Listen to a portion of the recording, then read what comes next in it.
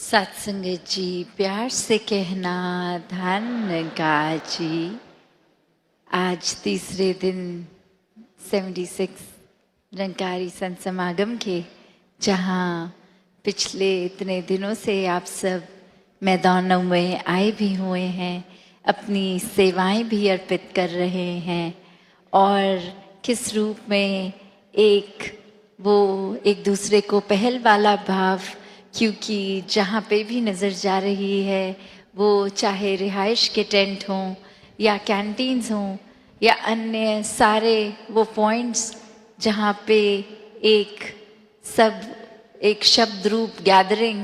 ज़्यादा भी हो जाती है, पर संत जहाँ हैं वहाँ तो फिर वो गैदरिंग नहीं, वो तो फिर एक आनंद ही है और वो भीड़ नहीं, वो एक ही हैं। तो कैसे अपने घरों से भी चल के अपनी जिम्मेवारियां हर एक के घर परिवार की, फिर भी ये समागम का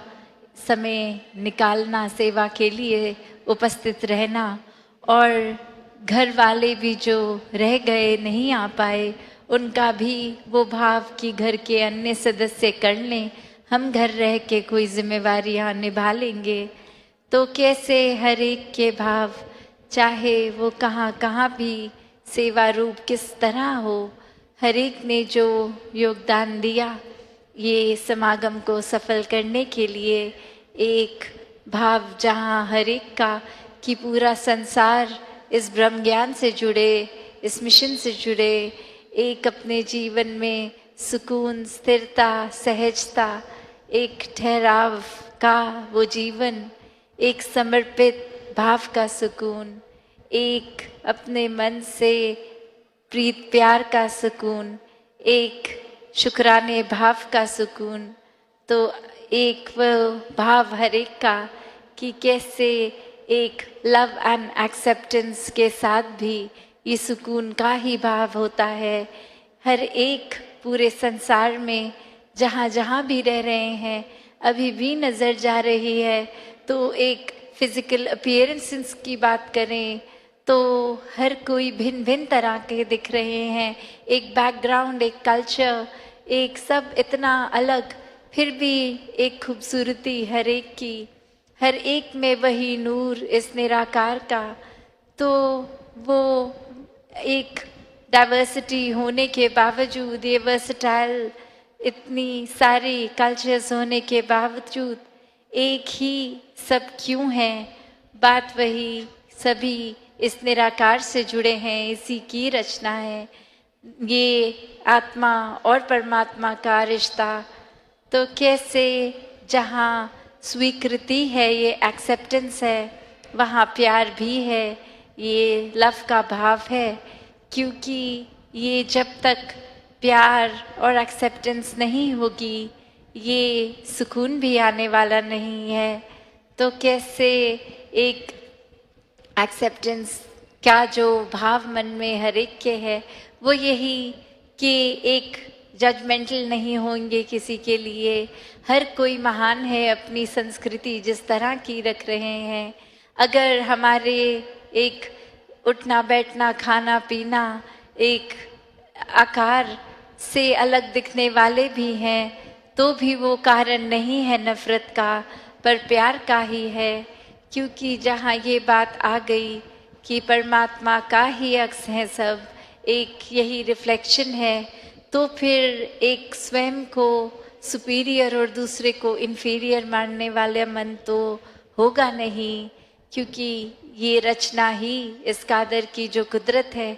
ये रचनहार एक है, और ये कुदरत कितनी भी अलग दिखे वो खूबसूरती का ही प्रतीक है। और ऐसे ही हम अगर स्वभावों की भी बात करते हैं, चाहे वो घर परिवार या दोस्त मित्र, कोई भी हमारा दायरा,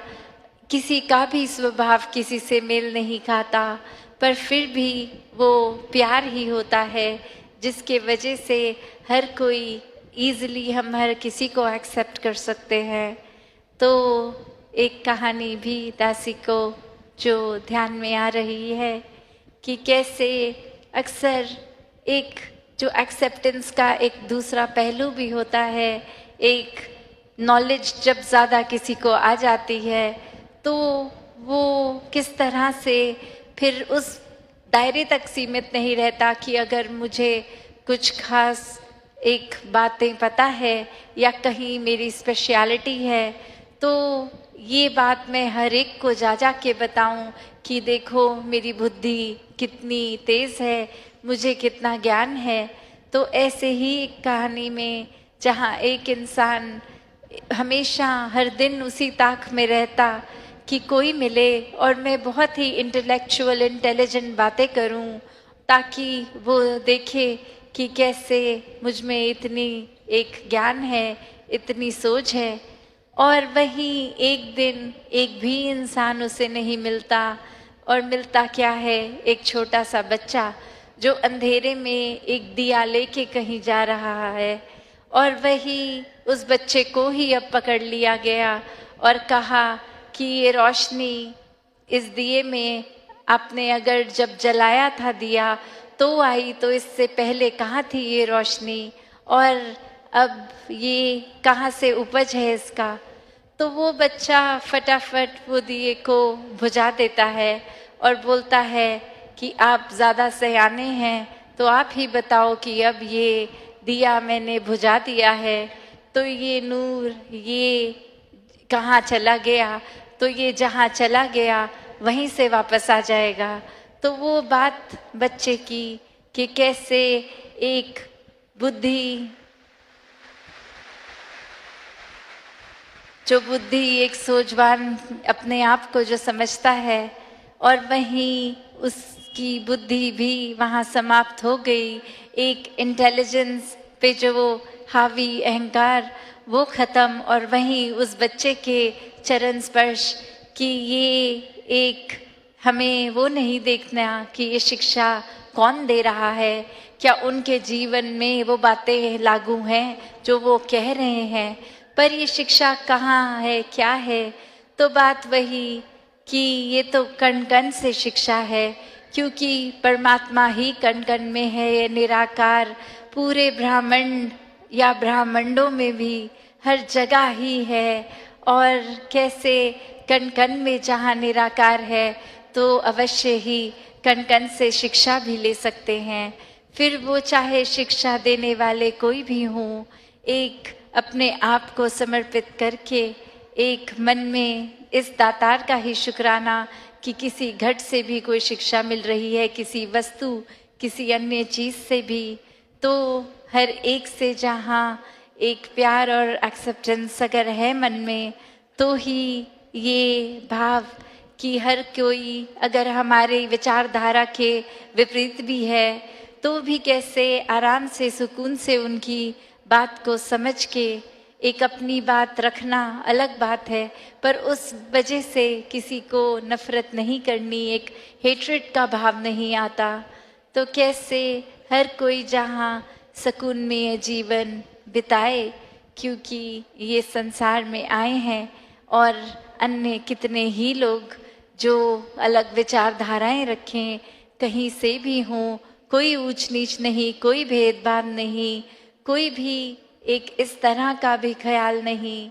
कि हमसे अलग हैं, बल्कि हर एक को एक आईना एक शीशे की तरह देखें कि जो हम में है वही ज्योत सामने है। तो यही ज्योत इस निराकार से आई और यही ज्योत ये शरीर खत्म होने पर यही ज्योत अपने असली रूप निज घर में ये मुक्ति एक साल्वेशन की बात जो हर कोई ग्रंथ कर रहा है, एक वही जीवन ये वाला जीकर अगर इस परमात्मा को प्राप्त कर लिया तो फिर ये मुक्ति का हकदार ये जीवन हो जाएगा। हम अपने जीवन को फिर एक लाभदायक रूप में, एक सदुपयोगी जीवन, एक संतमति से युक्त जीवन, एक वरदानीय रूप का जीवन जी सकते हैं। तो एक इंसान है तो इंसानियत का भाव स्वयं ही आ जाएगा जब ये परमात्मा इस मन में बसा है। तो दासी और शब्दों का सहारा ना लेके यही बात कि फिर से आप सभी का शुक्राना जो आए भी जो नहीं भी आ पाए, ये व्यवस्था के रूप में चाहे कैसी थी कैसी नहीं थी, उस पे एक फोकस नहीं, फोकस असली बात पे कि इस निराकार पे ही रहेंगे। और जो चाहे सेवा कहीं लगी हो, वहाँ पे भी एक मन को स्थिर रख के एक सुकून के साथ ही हर कोई जिस तरह खुशियों से इधर आए हैं, अब जाते समय भी अपने घर वो आनंद, वो ब्लिस, वो सुकून लेकर जाएं, पूरे संसार में ये सुकून बांटे।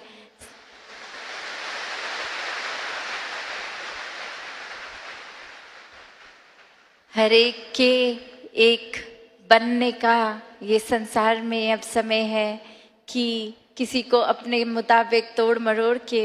ये कोशिश नहीं कि हमारी एक सोच से मैच हो, हमारे नेचर से मैच हो, हमारे जैसे बन जाओ, पर नहीं, वो फ़र्क उनके मुबारक हैं, वो डाइवर्सिटी मुबारक है। बस हमें अब समय है हर एक का बनना है, वो भाव रखना ही नहीं कि ये अच्छे हैं कि बुरे हैं। बस हर एक के जितना हम हो जाएंगे उतना और इस परमात्मा के करीब आते जाएंगे। तो भक्तिमय जीवन हर एक के हिस्से आए, हर कोई इस जीवन को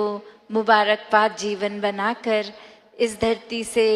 जब आए, इस धरती पे जब आए थे, तो जितनी वो प्राकृतिक रूप में सुंदर चाहे वैसी उससे भी बेहतर छोड़कर जाएं, और मनों के अंदर भी सुंदरता एक और हर दिन के साथ और निखरती जाए, ये परमात्मा का वास दिल में और गहरा उतरता जाए, ये एहसास निराकार का, ये सुकून एक इससे युक्त होकर ही अपने जीवन को हर कोई जिए। सत्संगत जी, धन्यवाद जी।